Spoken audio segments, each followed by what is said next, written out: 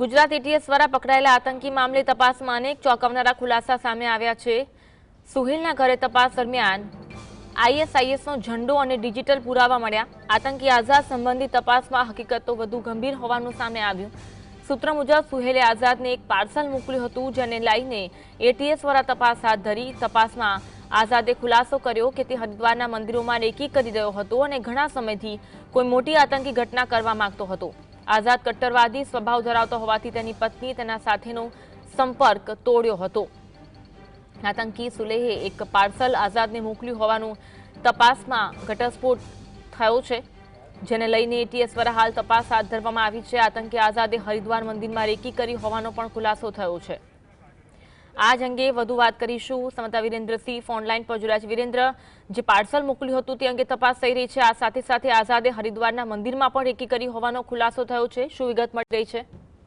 બિલકુલ થી અન્વી કે ગુજરાત એટીએસ દ્વારા જે 3 આતંકીઓ ઝડપી પાડવામાં આવ્યા હતા, તે ત્રણેય આતંકીઓની ગુજરાત એટીએસ દ્વારા સઘન પૂછપરછ છે તે હાથ ધરાઈ હતી અને તેમની પૂછપરછની અંદર અનેક ખુલાસા છે તે પણ સામે આવ્યા હતા। ગુજરાત એટીએસ દ્વારા સુહેલ નામનો જે આતંકી છે તેના ઘરે પણ સર્ચ ઓપરેશન છે તે હાથ ધરવામાં આવ્યું હતું। તેની અંદર તેના ઘરેથી આઈએસઆઈએસ નો જે ઝંડો છે તે પણ મળી આવ્યો હતો। તેની સાથે સાથે અનેક ડિજિટલ પુરાવા છે તે પણ મળી આવ્યા હતા। ઘણી સોશિયલ મીડિયાના જે સ્ક્રીનશોટો છે તે પણ ગુજરાત એટીએસના હાથે લાગ્યા છે। અનેક પ્રોફાઇલો છે તે પણ બનાવવામાં આવી હતી, જેની સાથે જે આતંકી ડોક્ટર આઝાદ હતો તેની પણ સઘન પૂછપરછ છે તે ગુજરાત એટીએસ દ્વારા હાથ ધરવામાં આવી હતી। જે સંદર્ભે જ આતંકી સુલેહ દ્વારા છે તે પાર્સલ છે તે એક આઝાદને આપવામાં આવ્યું હતું। તે પાર્સલને લઈને પણ ગુજરાત એટીએસ દ્વારા તપાસ છે તે અલગ અલગ દિશામાં શરૂ કરવામાં આવી છે।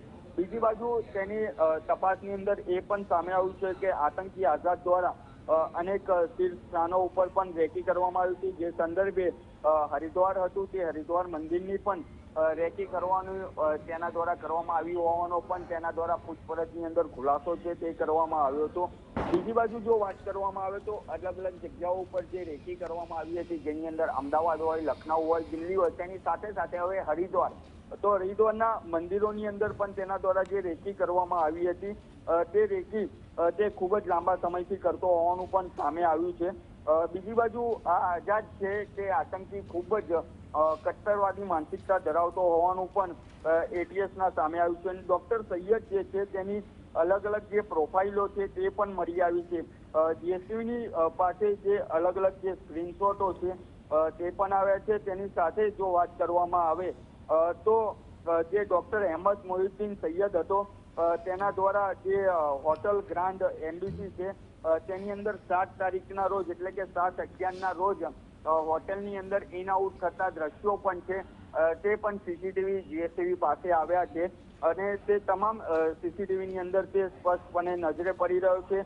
બીજી બાજુ જે ફ્લેગ મળી આવ્યો છે તે સોહેલના રેસિડન્સમાંથી મળી આવ્યો છે। તેની સાથે સાથે જે ડોક્ટર સૈયદ છે તેની જે પ્રોફાઇલ છે તે પ્રોફાઇલ પણ ખૂબ જ ચોંકાવનારા ખુલાસા છે તે કરી રહી છે। તેની સાથે જો વાત કરવામાં આવે તો ગુજરાત એટીએસ દ્વારા તમામ દિશાની અંદર તપાસનો જે ધમધમાટ છે તે કરવામાં આવી રહ્યો છે। અલગ અલગ ટીમો છે તે પણ બનાવવામાં આવી છે। તેની સાથે જે ડિજિટલ પુરાવા મળી આવ્યા છે તે ડિજિટલ પુરાવાની પણ ઝીણવટભરી તપાસ છે તે અન્વી કરવામાં આવી રહી છે। આભાર વિરેન્દ્ર, માહિતી આપવા માટે।